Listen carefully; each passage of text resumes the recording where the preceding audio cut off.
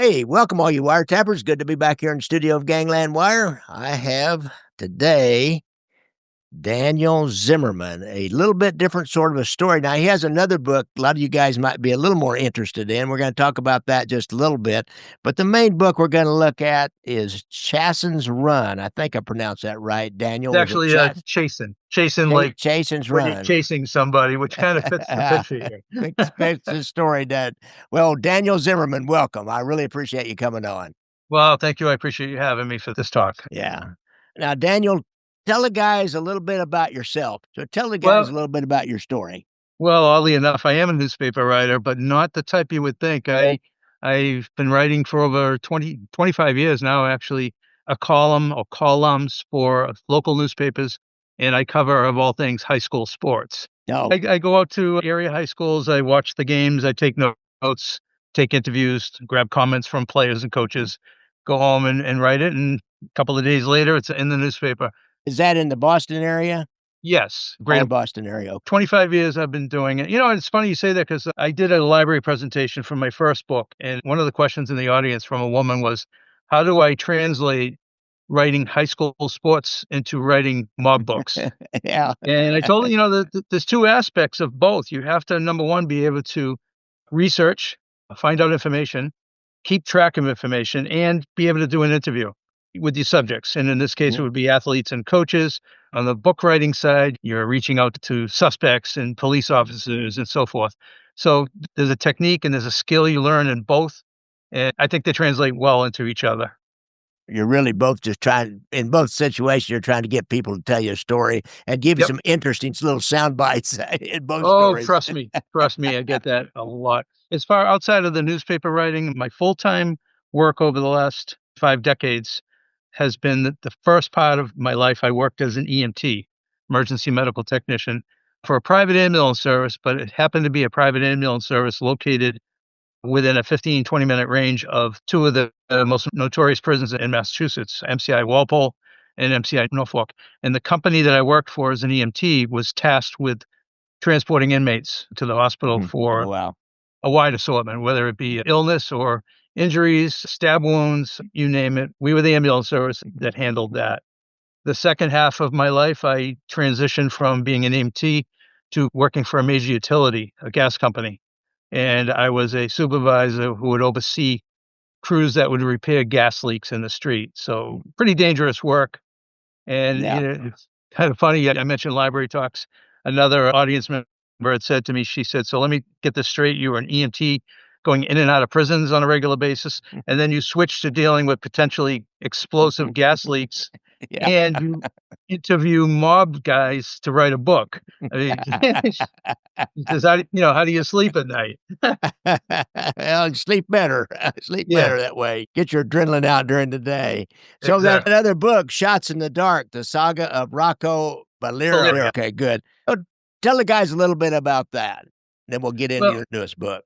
well, Rocco was a small time. I describe him as a petty criminal. He was part of a mafia family out of the north end of Boston.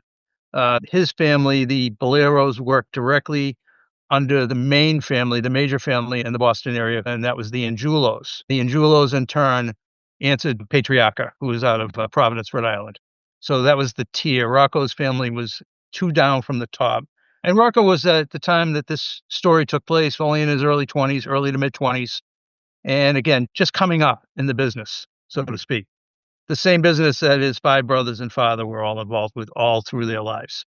Unfortunately, he got swept up into a double murder that he was framed for. Two people perished, a 21-year-old woman and a 2-year-old toddler, killed in a crossfire. And they were my aunt and my cousin. That's how I knew the story. It was 1962.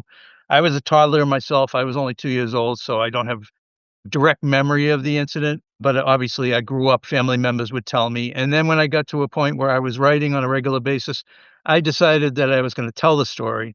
And I spent a year researching it, making sure that I had the material to do what I wanted to do.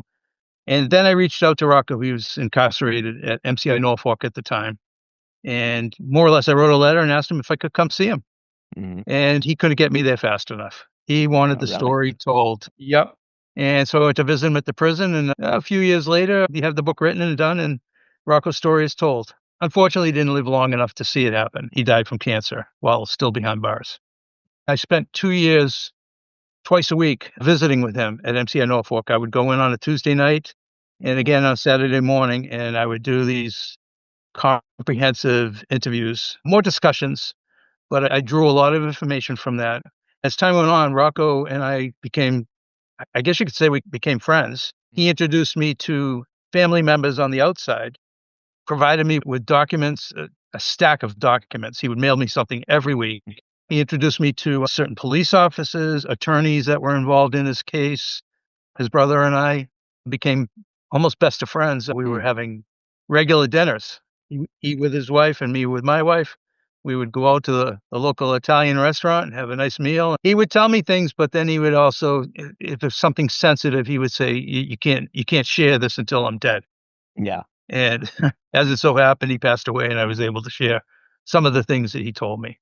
Oh, sounds to me like spent I that much I time with s these guys. I Yeah. certainly did. Actually, there were questions being asked. I was being followed. My phone, I know, was tapped for a while. It was an early time when I first started to go out and visit with these people and have meals with them. My wife would ask me, she says, "You're not gonna go work for these guys, are you?" And I would joke and I'd say, "Yeah, maybe as a driver or something." You're right, I did meet a lot of interesting characters. I met people that folks would just not sit down to have a meal with them and not, tremble the whole time. I got very comfortable with these folks. One of my best experiences, and I like to share this during my library talks, is that Billy Balliro, Rocco's older brother, had said to me one day, he says, "Dan, I've got a surprise for you." And I said, "Well, what is it?" And he says, "Well, if I tell you, it's not going to be an innocent surprise." We went to an Italian restaurant in Boston, right near the Mass General Hospital, and we sat in there and we were waiting for my surprise, having a quick meal. Needless to say, I'd done a lot of research for the book, so I knew what everybody looked like. If I saw a gangster, I knew who he was and what Yeah. his story was. Walking in the front door was a man with a bodyguard that had to be 9 feet tall. I said to Billy, "Do you know who that guy is?" And he says, "Yeah, of course I know who he is. Stand up. He's here for you." His name was Peter Limone, and Peter was the head of the New England Mafia for 2 years. Wow. And so here I am sitting, sharing a dinner with Peter Limone, former head of the, and I'm saying to myself, what the hell am I doing here? I'm sitting at a table with a real gangster Real having dinner. gangster. And, who am I? I'm Dan Zimmerman from a little town in Massachusetts. I write high school sports. So Well, it I was guess very interesting, and it really a joy to meet this guy and others along the way. The one thing you don't want to hear from a guy in the mob is, if you ever need anything, just look me up. don't ever take anything or even take a favor or anything because No, it's no. always out there. Yep, you're right. You're right. So yeah, it was interesting. I had it was stressful at times, obviously. I can't say I was ever scared. I was always more enthusiastic about the Yeah. fact that I was getting an opportunity to meet and talk with some of these folks and ask questions. Mr. Limone, once I got comfortable, I was asking him questions about Rocco that ended up in the book. Mhm. And, he was very willing to share what he had to say. He had spent 33 years in prison for a murder he did not commit. And he basically said to me when I would ask him a question, he says, "What do I care what you write?" He says, "They're not gonna send me back, I've Oh, I've yeah. I've already given But them enough of my time." So, yeah, he was one of those guys that FBI agent yes. suborned some perjury on, wasn't he? Yeah. Yeah, I he I was knew one I of knew the I knew that name, but I couldn't put it together. Now I remember it. He was one of those guys that he was one of the 4. 4 of them were, framed for a murder. A kid named Teddy Deegan was killed in the Boston area, framed up. The FBI framed these 4 gentlemen to protect an informant that they had in their wheelhouse. yeah, The informant was the guy who actually did the murder, a guy named Joe Animal Barboza. Barboza, yeah, early Barboza ones, did the yeah, killing, but he was working with the FBI, and they didn't wanna lose him yeah, to prison, and so they set up these 4 guys, including Peter Limone. I remember. They actually filed a lawsuit against the federal government and the FBI and won. I'm They won sure. Wow. 100 million. 2 of them died in prison, they didn't get to see the money. The Huh. other 2 were elderly by the time they got out. Their families obviously got a piece of that, and I'm sure they're living well as a result. Yeah, well, yeah, that's what we call generational wealth. Yes, exactly. The next generation is gonna get used to that, and maybe the next one after that if people are smart. That's interesting. I didn't realize about the lawsuit and being that big. Yep. Yeah, I have to go actually, back. towards the end of the dinner, Mr. Limone had said to me, he says, "So, Dan, let me ask you a question." He says, "When this book is published, are you going to have book signings and events?" I said, "Yeah, I'll do that, definitely." He says, "Good." He says, "I'm coming to your first one. Make sure I get an invite." And he says, "I want to be first in line, not your wife, not your family, not your friends. Me, Mr. Limone." He says, "But I just won $25 million, so I'm going to buy a bunch of copies." That's So it was, I know about that book sales. That's a good sign there. That's a good deal. yeah, it was a good deal. He's not still alive, is he? No, he passed away from cancer. Bill Limone, Rocco's brother Billy Balliro, Rocco himself. There was a window of about 3 years where they all passed away in their late 70s. It was kinda sad. I made some good friends and I lost them all at the same time. All right. That's a great start for our show today, guys. As you all know, we're going to talk about Daniel's most recent book, Chassons Run. And so the prison break that captivated America and the love story that fueled it. Now, we know about the one up at Dannemora. It seems like this thing where a woman helps a guy break out of the penitentiary and goes on the run with him is an oft-told tale. This is another one of them. So tell us about this. How'd you get onto this? I see Escape from Walpole. Was this something that happened when you were working around there? Yeah, as a matter of fact, so, people ask me with Rocco's book, Shots in the Dark, the first book, my connection. Obviously, my connection with the 2 victims in the shootings were my aunt and my cousin. So I get the same question on the second book, and not quite as strong a connection, but there was one. As I mentioned, I worked as an EMT for the private ambulance service that handled prison transports of these inmates. And come Labor Day weekend, 1982, I was scheduled to work that weekend shift. And I had a girlfriend of a couple of years, and she and I talked about running off for the weekend, the long weekend. We wanted to visit Montreal was our Yeah. destination. So I reached out to one of my coworkers at the ambulance company and I asked him, I said, "Would you mind doing a swap? Can you work for me?" And he agreed. It was a holiday weekend. Labor Day weekend is the last weekend of the summer season. Everybody tries to go away before the colder weather sets in up here in New England. He agreed. So off to Montreal I go and come back to work Tuesday morning.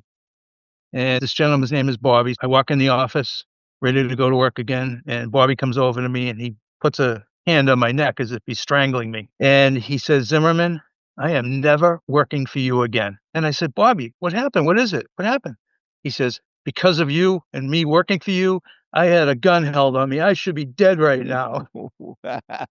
He was one of the 2 EMTs that transported Leroy to the hospital. The other one was a gentleman named Paul Kilroy. He's in the book.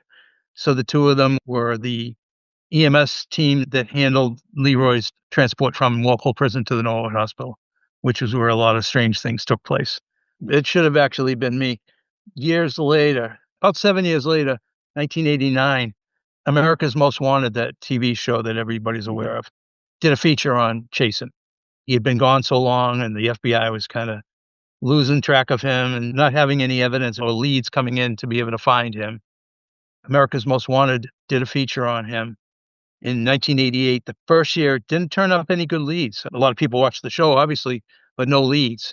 But the next year they rebroadcast it. The funny story behind that is the America's Most Wanted producers came to the office where I worked.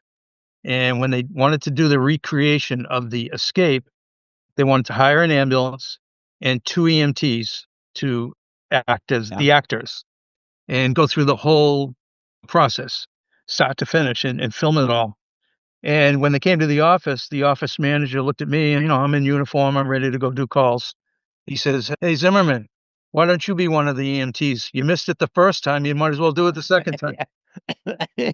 So it's funny. I said to him, "To be honest, I really don't want to associate myself with a criminal like Leroy Jason. Yeah. Why don't you give it to somebody else?" And he said, "All right, suit yourself." Turns out the 2 EMTs that were hired ended up getting substantial royalty checks, No, and killer, killer. I was left out in the cold. Oh, man. Yeah, yeah. One of them knew I had turned down the job and came Yeah, over to me with his check, kinda held it up in front I of my bet. face. So that really was my connection to what took place working for the company, being aware of the people who were involved directly. And in later years, when I decided to write the book and I started to do the research and do interviews, I took them both out for a quick meal and we sat down. And even though I knew the mechanics and I knew the locations very well because I'd been there so many times myself, I wanted that firsthand view. So I sat down with both the EMTs, and they were very good about sharing the experience with me. Even years later, an escape of that degree you don't forget. Even Yeah. 5 decades later, you don't forget. That's what we call a peak experience in your life, and when Yes, it's a peak experience, you usually remember a lot of details. I've had a lot of peak experiences, you know, those death-defying moments. Tell us about Leroy Chason. This is a bad, bad man, and you went all the way back into his early history. I mean, I'm looking at this stuff. He starts off in reformatory, and going to the different facilities that young men go to as they start in that criminal world. So tell us a little bit about Leroy Chason. Well, I mean, his rap sheet, he started as an 8-year-old, 9-year-old, breaking into houses. He grew up in a town up in western Maine, town of Rumford, which is known for rivers and mountains and wood mills. Really, not much else. But his father, because of the size of the family, there were so many children. There were actually 2 sets of twins. Leroy was on the lower end. He was one of the younger kids. In fact, when he was born, one of his brothers was already 20 years old. The father decided to move to Massachusetts to find more and better work to feed his family. Leroy came along with him and the rest of the clan that was still living at home, and he started breaking into houses. He started setting fires. He had a knack for lighting cars and garages on fire and things like that. He wasn't very good at getting away with things either. The police were always knocking on his door or putting handcuffs on him in some form or another. He ended up in the Massachusetts reform school system, 7 buildings scattered throughout the state, all catering to young children up to the age of 17. And they were just terrible places. My first book, Rocco had spent some time in one, and he shared some of the experiences of the inner workings of the Massachusetts reform school system. And it wasn't very pleasant for the kids. A lot of violence, a lot of mistreatment. Well, what typically happened, and I'm not saying that's the reason behind it, but these schools were run by husband and wife couples. So the husband would be hired by the state. He'd be a live-in caretaker, and the wife would go along because they had housing for them. And the wife would contribute to the punishment of the children and so forth. So, Leroy would, because of the treatment and because of how difficult it was in these places, he would escape. It's where he learned his early years on how to get out of these places. And he was always escaping, but then he was always being brought back. The police in the areas, one of the most notorious one was in a town called Westboro. And the police would actually pick up these kids and not want to bring them back because knew what was going on in these places and just felt so bad for these kids. They didn't want to bring them back, but they really had no choice. They couldn't bring them home. There was nowhere else for them to go. There was one story about one of the reform schools. A police officer was returning a runaway, heard screaming from inside the building, and hesitated bringing back the kid that he had with him. He just said it was just horrible. They decided that in the 70s, the new administrations, the new people came in, decided to shut down the system. And they did. They succeeded by the late 70s in shutting down the reform schools. But by then, Leroy had graduated. He graduated to the grown-up facilities. And the reason that the crime that he committed that basically put him behind real bars in a real prison, this was MCI Concord, was he fired a gun at some kids that were hanging out in front of his apartment. He had an apartment in the town of Somerville, and he shot a gun out the window and actually hit a girl in the face. She was wounded, scarred for life, and Leroy went off to prison at MCI Concord. Did his time, short time, because he was still young and the system was forgiving. They worked hard to get out, and they let them out. And he, from that point, went on to his first armed robbery. He robbed a pharmacy in Cambridge, Massachusetts, and they captured him there. It was armed robbery. He had a gun with him. He actually took a police officer hostage for a while. In the basement, he had tried to escape through the basement. The police officer went down into the basement, and Leroy grabbed him, held the gun to his head, and actually to the back of his neck. The cop negotiated his release saying, if you let me go, you'll live.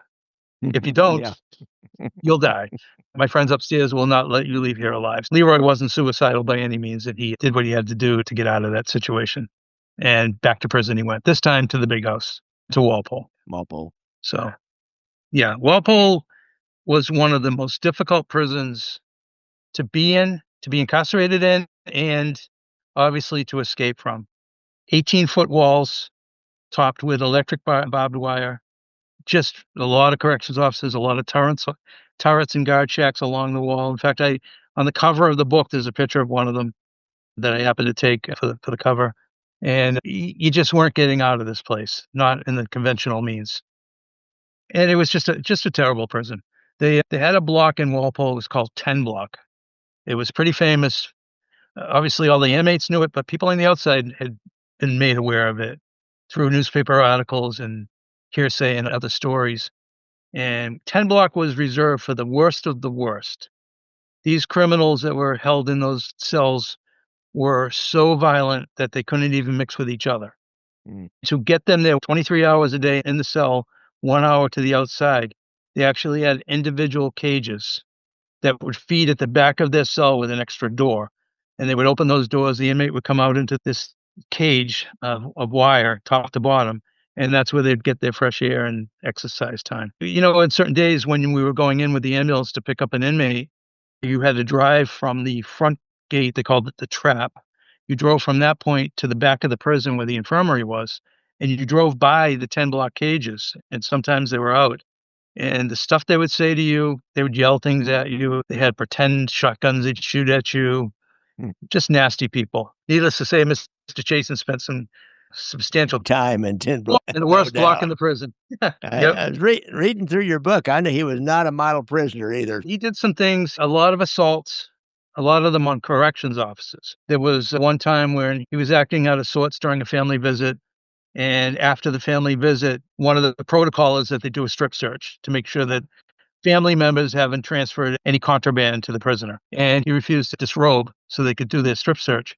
And he basically took down 4 corrections officers who tried to force him. He hurt 2 of them. That was just his way. That's how he resolved things. He tried to bribe corrections officers.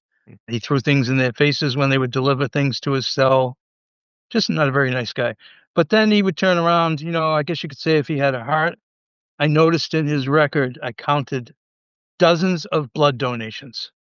He gave, yeah, and I'm like, why is this guy giving so much blood? And then I come find out they earn points towards parole. So that's why every chance he could donate blood, they would add to it would speed up his parole. And eventually he did get paroled after the armed robbery. He was sent away for 7 to 15 years. He didn't do nearly that much. And was eventually released in 1977. Early that summer, he was out. In Massachusetts, there's kind of the well-known story of Dukakis and letting Willie Horton out on a furlough. Yes, He would be the kind of guy that would be like Willie Horton out on a furlough. In my first book, Rocco was part of that furlough program.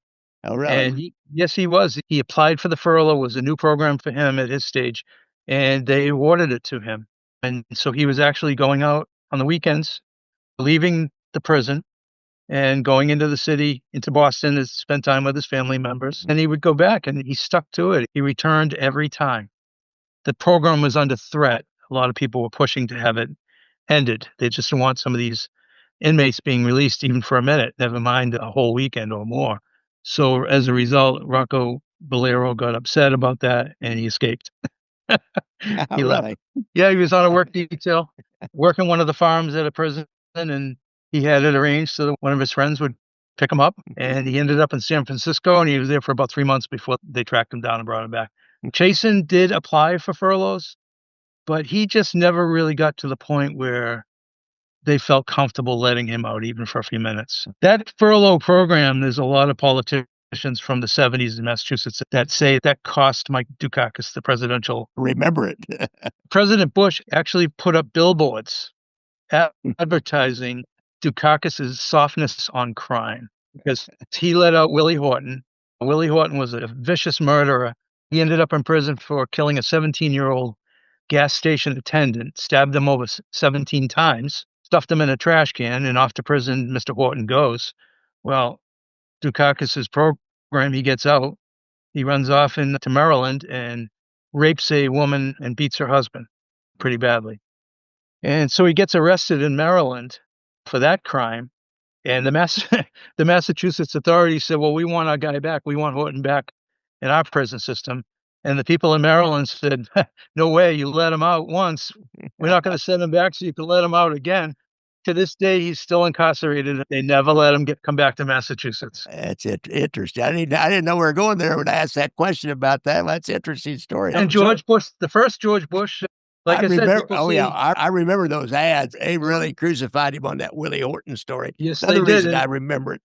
yep, and it was a good reason too, because it was that furlough program was ridiculous. They should never Yeah. have done something like that. Not with some of these guys. It was designed for the lesser criminal. They never wanted murderers to be let out for a weekend, but the politicians in the state tend to bleeding hearts, and they decided to. They went to the Supreme Court, and the Supreme Court said, "Yeah, you got to make it fair. All inmates are eligible." And so the murderers started getting out too, and that caused problems, obvious problems. Interesting. Well, getting Yep. back to Leroy. Now, he gets out later on in midlife. Does he, or before he goes back in this final time? Well, what crime put him back in this final time? I have to assume he just continued to do robberies, little robberies and stuff all along. He never was a master criminal. Yeah, he wasn't really a master criminal. He did things enough to survive and feed his drug habit. He murdered a kid in Quincy, if you're familiar with Quincy, Massachusetts. The story behind the murder was he had a friend in prison at MCI Concord that was, his name was Mark Bray, Bray, and Chason were good friends. Chason was getting out on parole, legitimate release that summer of 77, and Bray had escaped and he was on the run. He wanted some money that was owed to him on a drug deal. They met, and he says, there's a guy in Quincy that owes me some cash. He didn't give me the drugs he promised me in jail, and I want my money. And Chason agreed to go get it for him. So he gets a ride down to Quincy, and he goes to a park. Pageant Field is the name of the park. And there's a group of kids there. They basically meet there every night. They have a few beers, and they chit-chat. They talk to each other, and it's nothing crazy. All in their 20s. And he approaches the gentleman that owes the money to his friend and demands the money or drugs. And the other guy, his name is Kevin, he had basically stopped doing drugs, stopped distributing drugs. He wasn't involved anymore. And he really wasn't going to respond the way Mr. Chason wanted him to. So Leroy knocked him to the ground, punched him really hard in the face, knocked him down. Kevin Rossette's friends saw this happen, and they all come running to his aid. And a couple of them jumped on Leroy Chason, who produced a knife and stabbed two of them, and then threatened the rest of them before he was taken out of the park by the friend that brought him there. One of the people that he stabbed, Paul Melody, was 20. He perished. And the other guy, he was wounded in the kidneys, but they did surgery and he recovered fully. A side note on Mr. Melody, the victim, his dad was a Boston police officer, just retired. So Leroy left, and then he went on the run with Mark Bray and a third gentleman. They made a stop in Somerville where his apartment was to get some clothing because his clothing was covered with blood and a couple of guns that he had stashed in the apartment. He lived there with his girlfriend. Her name was Linnell. After they took off to go on their run, trying to get out of Massachusetts, more or less, the police stormed that apartment, state police, Somerville police, a lot of police. They questioned Linnell, her roommate, and the third wheel that had been with Leroy, who decided not to go with Leroy. He decided to stay and face the music, more or less. He wasn't involved in the murder in any way. He'd stolen a car and just some minor stuff. So he decided to stay and face the cops while Leroy and Mark Bray basically took off and they were gone. And they kind of lingered around the city a little while, spent the night in Rhode Island while they kind of planned what they were going to do. Chason's thought was they would go to Montreal, Canada, and hide there. Mark Bray wanted to go to Florida. He felt it was warmer. And he had friends there. They didn't get to either one of them. After about a week on the run, they decided to rob a store in Maine, an antique store. that they had heard had some very expensive clocks that they could sell, they could fence for cash to feed their escape. And so at that store, they were apprehended by a couple of Maine cops. People always say you can get away with stuff in Maine, but these guys weren't having it. One was a former New York City police detective, and the other was a local cop who was pretty well seasoned. And they set up a bit of a sting at the antique store and arrested all three of them. The third one was Kathleen McDonald, Leroy's wife. They had met her in Boston. It was an arranged meeting. She had met Leroy in prison, and they got married in Prison Chapel. And so she was meeting with him, and she was gonna run with him. She went with them on the robbery of the antique store, and she was gonna basically go home from there, and they were gonna run off to Canada, but she was apprehended with the 2 suspects, and she became one herself. She had a very interesting story. She was a married woman from Weymouth, Massachusetts, which is very close to Quincy. She and her husband had 6 children, and she unfortunately turned to drugs, a lot of drinking, and they ended up getting a divorce. He took custody of the kids, and she went off with Mr. Jason. She met him as a pen pal. Leroy was looking for money to conduct an appeal. His lawyer told him he needed $500. So he put an ad in a Boston newspaper that he wanted 500 people to send him $1 each. Kathleen saw the ad. She sent him $1 and a greeting card, and the rest is history. They began writing to each other. She started to visit him at the prison, and they fell in love, and she orchestrated his escape. All right, interesting. Now, we won't roll into the whole escape because you got to leave the guys something that they want to. But tell us just kind of an overview of how did she get in? And I mean, she was on the outside, I assume. You Yeah. mentioned that she had some EMTs that were held at gunpoint that night. So just kind of a quick little brush over on how this got started. Well, she was a pretty intelligent woman. Between the two of them, they figured that the only way really to escape from Walpole Prison, only one other guy had done it previously. He was a very, very thin man of maybe 110 pounds, and he hid in the wheel well of the preacher's car, of a station wagon. There was an old, it was in the 70s, so those cars, how big they were, and pulled the side of the interior body, the plastic off, climbed in there, pulled it back on, and off the priest drove. And when he got outside, he jumped out of the car, and he captured him in about 2 days. They figured out where he was going. So really the only way to get out of Walpole Prison, other than parole, is to escape on the outside. Yeah. So instead of the inside, there's no way getting out of that place from the inside. I saw enough of it over the years to realize, because you think of those things as you're in the prison. If I were in here, how could I get out? And just really absolutely impossible. Rocco, in my first book, Rocco and I had a discussion about escapes, and Rocco and a group of other men actually tried to dig a tunnel out of there. Yes, they do make license plates at Walpole Prison. They did. They made them in the foundry. Yeah, everybody driving in Massachusetts, the license plate on the back of their car back in the 70s and 80s was made at Walpole Prison.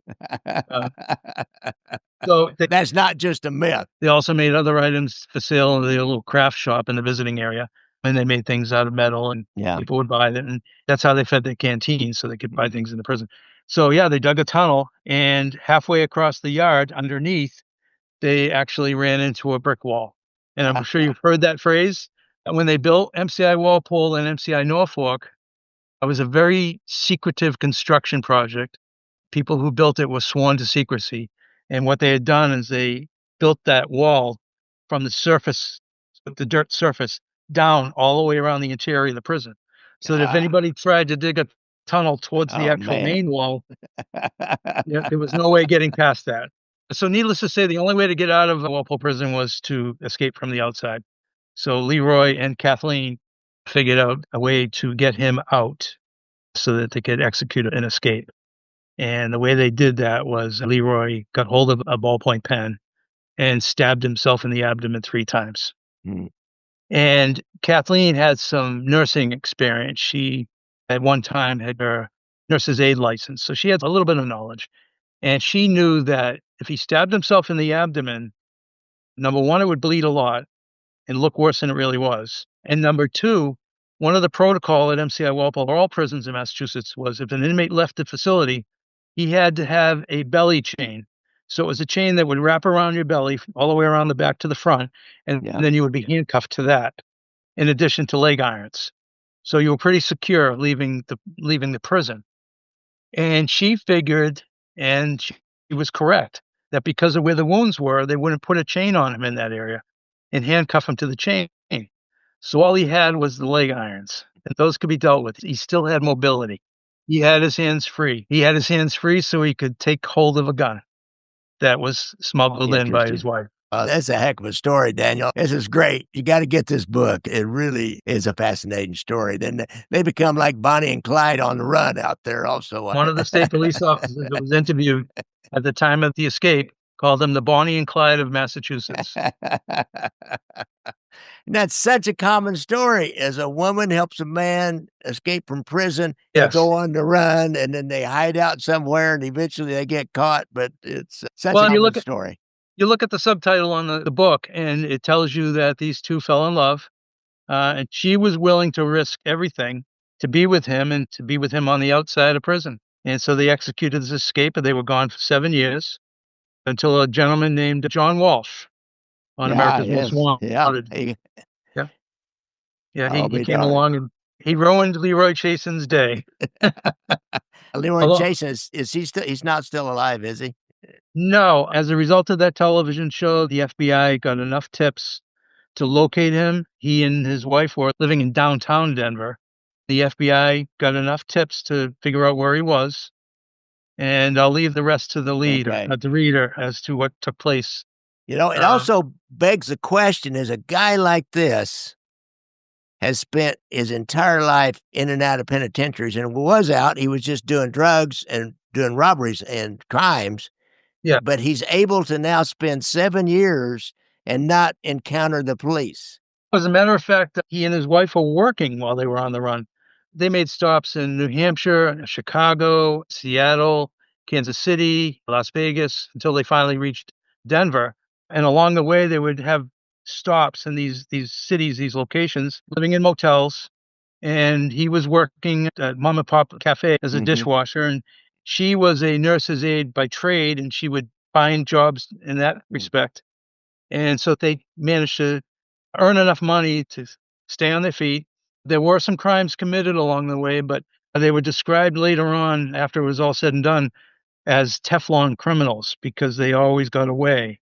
The police would often let them go. They had no idea who they had. They had false names. When they did they had an accomplice.